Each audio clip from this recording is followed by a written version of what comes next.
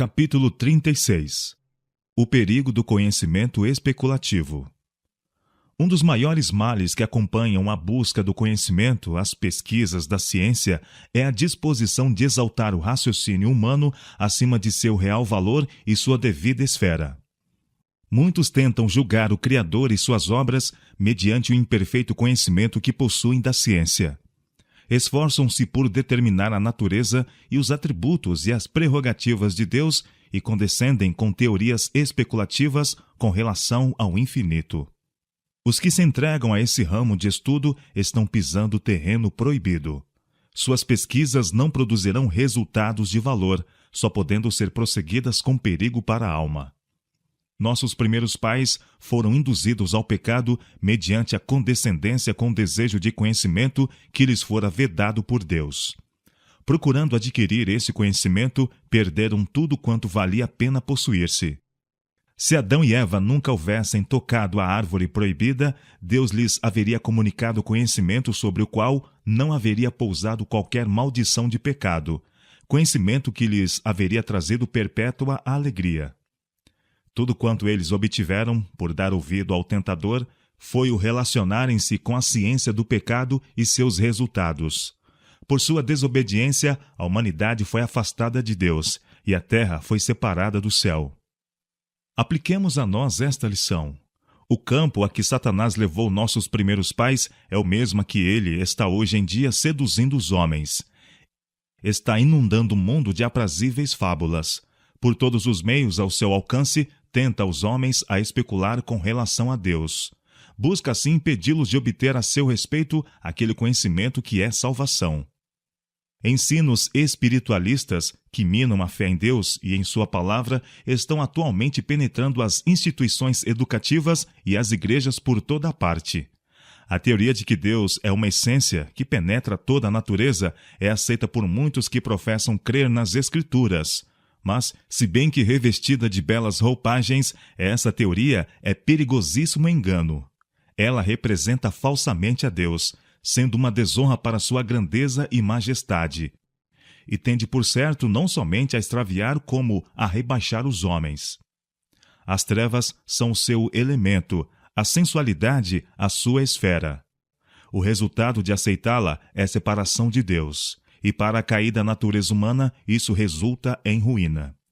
Devido ao pecado, nossa condição não é natural, e deve ser sobrenatural o poder que nos restaura. Do contrário, não tem valor. Existe unicamente um poder capaz de quebrar o domínio do mal no coração dos homens, e esse é o poder de Deus em Jesus Cristo. Unicamente por meio do sangue do crucificado existe purificação do pecado. Sua graça tão somente nos habilita a resistir e subjugar as tendências de nossa natureza caída. As teorias espiritualistas a respeito de Deus tornam sua graça de nenhum efeito. Se Deus é uma essência que permeia toda a natureza, habita por conseguinte em todos os homens, e para atingir a santidade, o homem não tem senão que desenvolver o poder que está dentro dele mesmo. Seguidas até sua conclusão lógica, essas teorias assolam toda a dispensação cristã. Removem a necessidade da expiação, tornando o homem seu próprio salvador. Essas teorias, acerca de Deus, fazem de nenhum efeito a sua palavra, e os que as aceitam estão em maior risco de vir, afinal, a considerar a Bíblia inteira como uma ficção. Podem considerar a virtude como superior ao vício. Havendo, porém, excluído a Deus de sua devida posição de soberania, põem sua confiança no poder humano, o qual, sem Deus, é destituído de valor. A vontade humana, desajudada, não tem nenhum poder real para resistir ao mal e vencê-lo. As defesas da alma acham-se derribadas. O homem não tem barreiras contra o pecado. Uma vez rejeitadas as restrições da palavra de Deus e de seu Espírito, não sabemos a que profundezas uma pessoa pode imergir. Toda a palavra de Deus é pura, escudo é para os que confiam nele. Nada acrescentes às suas palavras, para que não te repreenda e seja achado mentiroso. Provérbios capítulo 30, versos 5 e 6.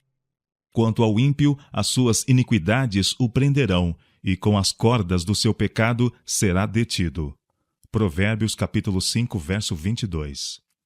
As coisas encobertas são para o Senhor nosso Deus, porém as reveladas são para nós e para nossos filhos, para sempre. Deuteronômio capítulo 29, verso 29. A revelação que Deus de si mesmo deu em sua palavra é para nosso estudo. Esta podemos procurar compreender, mas, além disto, não devemos penetrar. O mais elevado intelecto pode esforçar-se até a exaustão em conjecturas concernentes à natureza de Deus, mas infrutíferos serão os esforços. Esse problema não nos foi dado a solver. Nenhuma mente humana pode compreender a Deus. Ninguém se deve entregar a especulações com referência à sua natureza. A esse respeito, o silêncio é eloquente. O onisciente está acima de discussão. Mesmo os anjos não tiveram permissão de partilhar nos conselhos entre o Pai e o Filho quando foi delineado o plano da salvação. E as criaturas humanas não se devem intrometer nos segredos do Altíssimo. Somos tão ignorantes acerca de Deus como criancinhas, mas como criancinhas é-nos dado amá-lo e obedecer-lhe. Em lugar de especular quanto à sua natureza ou suas prerrogativas, demos ouvidos às palavras que falou. Porventura, alcançará os caminhos de Deus? Ou chegarás à perfeição do Todo-Poderoso? Como as alturas do céu é a sua sabedoria, que poderás tu fazer? Mais profunda é ela do que o inferno. Que poderás tu saber? Mais comprida é a sua medida do que a terra, e mais larga do que o mar. Jó capítulo 11, versos 7 a 9. Mas onde se achará a sabedoria? E onde está o lugar da inteligência? O homem não lhe conhece o valor, não se acha na terra dos viventes. O abismo diz, não está em mim. E o mar diz, ela não está comigo. Nem se dará por ela ouro fino, nem se pesará prata em câmbio dela, nem se pode comprar por ouro fino de Ofir, nem pelo precioso ônix, nem pela safira. Com ela não se pode comparar o ouro ou o cristal, nem se trocará por joia de ouro fino. Ela faz esquecer o coral e as pérolas, porque a aquisição da sabedoria é melhor que a dos rubis. Não se lhe igualará o topázio da Etiópia, nem se pode comprar por ouro puro. De onde, pois, vem a sabedoria? E onde está o lugar da inteligência? A perdição e a morte dizem, ouvimos com os nossos ouvidos a sua fama. Deus entende o seu caminho, e ele sabe o seu lugar. Porque ele vê as extremidades da terra e vê tudo o que há debaixo dos céus, quando prescreveu uma lei para a chuva e caminho para o relâmpago dos trovões. Então a viu e a manifestou, estabeleceu-se e também a esquadrinhou, mas disse ao homem, eis que o temor do Senhor é a sabedoria, e apartar-se do mal é a inteligência. Jó capítulo 28, versos 12 a 28. Nem sondando os recessos da terra, nem mediante vãos esforços para penetrar os mistérios do divino ser, se encontra a sabedoria. Ela é antes encontrada no humilde recebimento da revelação que lhe tem parecido bem conceder-nos, e na conformação da vida com a sua vontade. Os homens de mais poderoso intelecto não podem compreender os mistérios de Jeová, segundo se revelam na natureza. A inspiração divina faz muitas perguntas que o mais profundo erudito não sabe responder. Essas perguntas não foram feitas para que as respondêssemos, mas para chamar nossa atenção para os profundos mistérios de Deus e ensinar-nos a limitação de nossa sabedoria. No que nos rodeia na vida diária, existem muitas coisas além da compreensão de seres finitos. Os céticos recusam-se a crer em Deus, porque não podem compreender o infinito poder pelo qual ele se revela. Mas Deus deve ser reconhecido, tanto pelo que não se revela de si mesmo, como por aquilo que é franqueado à nossa limitada compreensão. Tanto na divina revelação, como na natureza, ele deixou mistérios a fim de reclamar a nossa fé. Assim deve ser. Devemos estar sempre indagando, sempre pesquisando, sempre aprendendo, e resta, todavia, um infinito para o além. Quem mediu com o seu punho as águas, e tomou a medida dos céus aos palmos, e recolheu em uma medida o pó da terra, e pesou os montes e os outeiros em balanças? Quem guiou o Espírito do Senhor? E que conselheiro o ensinou? Eis que as nações são consideradas por ele como a gota de um balde, e como o pó miúdo das balanças. Eis que lança por aí as ilhas como uma coisa pequeníssima. Nem todo o Líbano basta para o fogo, nem os seus animais bastam para holocaustos. Todas as nações são como nada perante ele. Ele considera-as menos do que nada e como uma coisa vã. A quem, pois, fareis semelhantes a Deus? Ou com quem o comparareis? Porventura não sabeis? Porventura não ouvis? Ou desde o princípio se vos não notificou isso mesmo?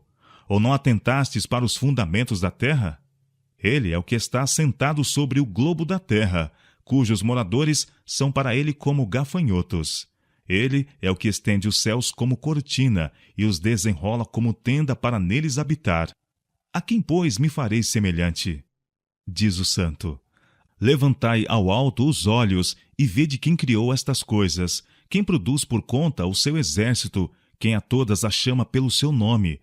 Por causa da grandeza das suas forças e pela grandeza do seu poder, nenhuma faltará. Por que, pois, dizes, ó Jacó, e tu falas, ó Israel? O meu caminho está encoberto ao Senhor, e o meu juízo passa de largo pelo meu Deus? Não sabes, não ouviste que o eterno Deus, o Senhor, o Criador dos confins da terra, nem se cansa, nem se fadiga? Não há esquadrinhação do seu entendimento. Isaías capítulo 40, versos 12, 13 a 18, versos 21, 22 e 25 a 28. Aprendamos, das revelações dadas pelo Espírito Santo a seus profetas, a grandeza de nosso Deus. Escreve o profeta Isaías. No ano em que morreu o rei Uzias, eu vi o Senhor assentado sobre um alto e sublime trono, e o seu séquito enchia o templo. Os serafins estavam acima dele. Cada um tinha 6 asas, com 2 cobriam o rosto, e com 2 cobriam os pés, e com 2 voavam. E clamavam uns para os outros, dizendo: Santo, Santo, Santo é o Senhor dos exércitos, toda a terra está cheia da sua glória. E os umbrais das portas se moveram com a voz do que clamava, e a casa se encheu de fumaça. Então disse eu: Ai de mim, que vou perecendo, porque sou um homem de lábios impuros, e habito no meio de um povo de impuros lábios, e os meus olhos viram o Rei, o Senhor dos exércitos. Mas um dos serafins voou para mim trazendo na mão uma brasa viva, que tirara do altar com uma tenaz, e com ela tocou a minha boca e disse: Eis que isto tocou os teus lábios, e a tua iniquidade foi tirada, e purificado o teu pecado. Isaías capítulo 6, versos 1 a 7. Ninguém há semelhante a ti, ó Senhor. Tu és grande, e grande é o teu nome em força. Quem não te temeria a ti, ó Rei das nações? Jeremias capítulo 10, versos 6 e 7. Senhor, tu me sondas e me conheces. Tu conheces o meu sentar e o meu levantar. De longe entendes o meu pensamento. Cercas o meu andar e o meu deitar, e conheces todos os meus caminhos. Sem que haja uma palavra na minha língua, eis que, ó Senhor, tudo conheces. Tu me cercaste em volta e puseste sobre mim a tua mão. Tal ciência é para mim maravilhosíssima, tão alta que não a posso atingir. Salmo 139, versos 1 a 6. Grande é o nosso Senhor e de grande poder, o seu entendimento é infinito. Salmo 147, verso 5. Os caminhos do homem estão perante os olhos do Senhor, e ele aplana todas as suas carreiras. Provérbios capítulo 5, verso 21. Ele revela o profundo e o escondido, e conhece o que está em trevas, e com ele mora a luz. Daniel capítulo 2, verso 22. Por Deus são conhecidas todas as suas obras desde a eternidade. Atos capítulo 5, verso 18. Quem conheceu a mente do Senhor, ou quem foi seu conselheiro? Ou quem lhe deu alguma coisa primeiro e se-lhe-á recompensada? Porque dele, e por ele, e para ele são todas as coisas. A ele seja a glória por todos os séculos.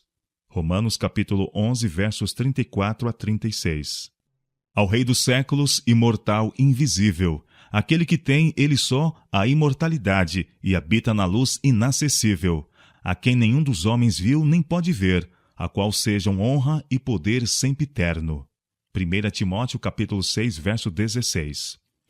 Porventura não vos espantará sua alteza? e não cairá sobre vós o seu temor?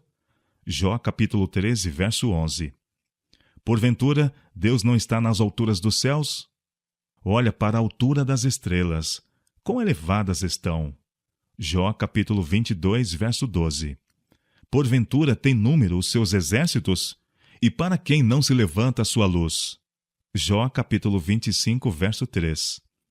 Faz grandes coisas que nós não compreendemos, porque a neve diz, cai na terra, como também ao aguaceiro e a sua forte chuva.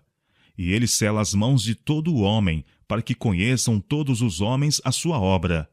Também com a umidade carrega as grossas nuvens, e espargem a nuvem da sua luz.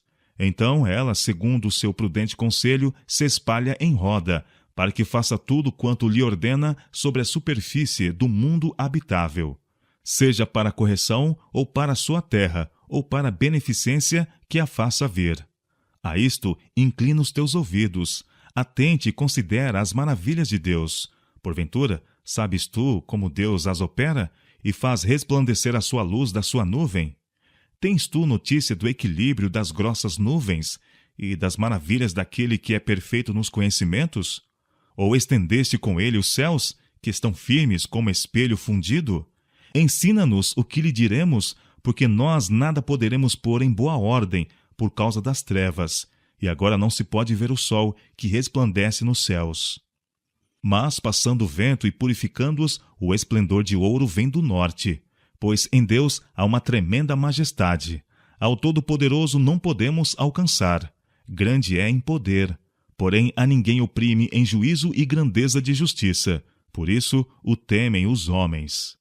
Jó, capítulo 37, versos 5 a 7, versos 11 a 16, versos 18, 19 e 21 a 24. Quem é como o Senhor, nosso Deus, que habita nas alturas, que se curva para ver o que está nos céus e na terra? Salmo 113, verso 5. O Senhor tem o seu caminho na tormenta e na tempestade, e as nuvens são o pó dos seus pés. Naum, capítulo 1, verso 3.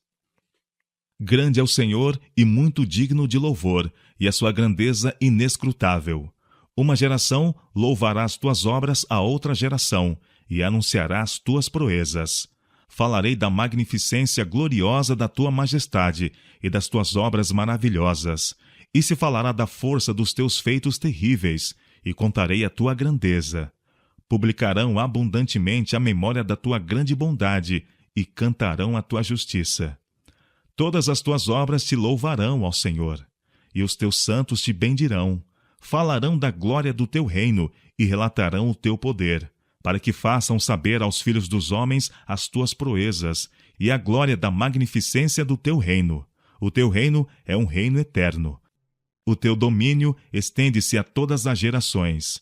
A minha boca entoará o louvor do Senhor, e toda a carne louvará o seu santo nome para todo sempre.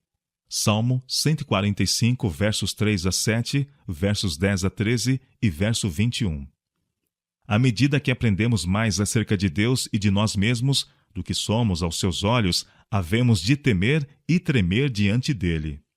Que os homens de hoje sejam advertidos pela situação daqueles que antigamente presumiram permitindo-se liberdade com aquilo que Deus declara santo.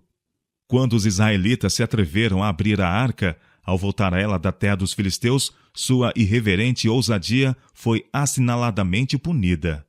Considerai ainda o juízo que caiu sobre Uzá. Quando, no reinado de Davi, a arca ia sendo levada a Jerusalém, Uzá estendeu a mão para mantê-la firme. Por ousar tocar o símbolo da presença de Deus, foi ferido de morte instantânea.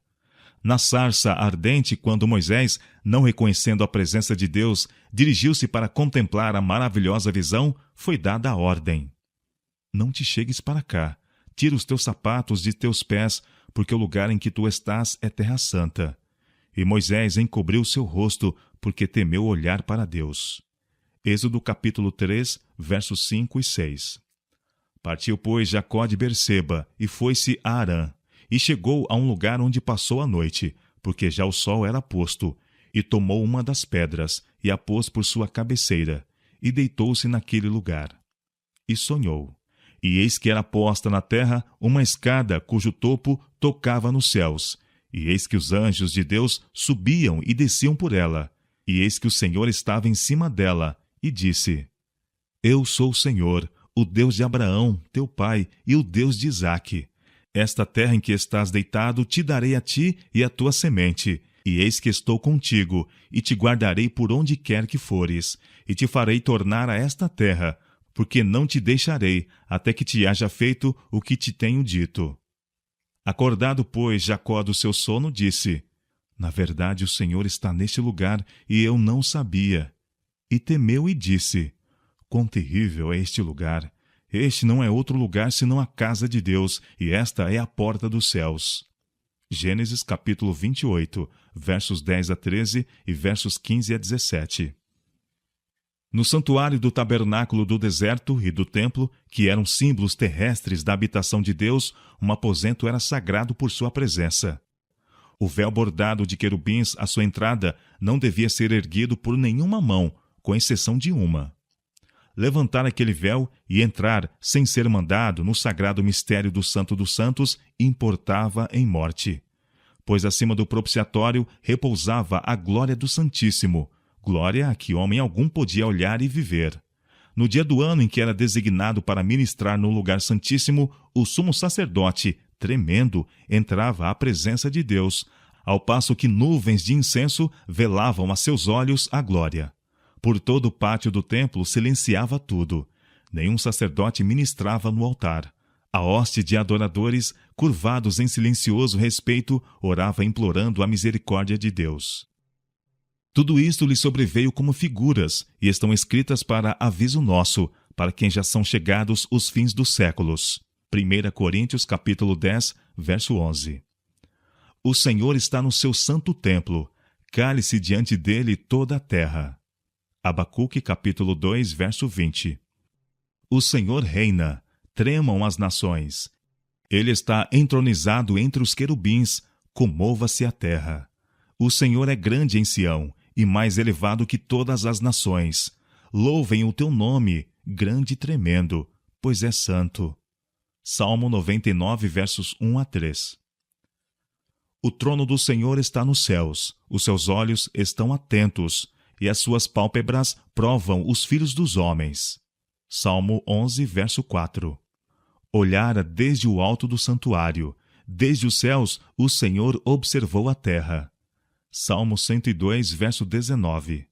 Da sua morada contempla todos os moradores da terra. Ele é o que forma o coração de todos eles, que contempla todas as suas obras. Salmo 33, versos 14 e 15. Tema toda a terra ao Senhor, temam-no todos os moradores do mundo. Salmo 33, verso 8. O homem não pode, mediante pesquisas, achar a Deus. Ninguém com a mão presunçosa busca erguer o véu que lhe oculta a glória. Insondáveis são os seus juízos, e quão inescrutáveis os seus caminhos. Romanos capítulo 11, verso 33. É uma prova de sua misericórdia o ser oculto o seu poder, pois erguer o véu que oculta a divina presença é morte. Nenhuma mente humana pode penetrar no retiro em que o poderoso habita e opera. Unicamente aquilo que ele acha por bem revelar, podemos dele compreender. A razão precisa conhecer uma autoridade superior a ela. O coração e o intelecto precisam dobrar-se diante do grande Eu Sou.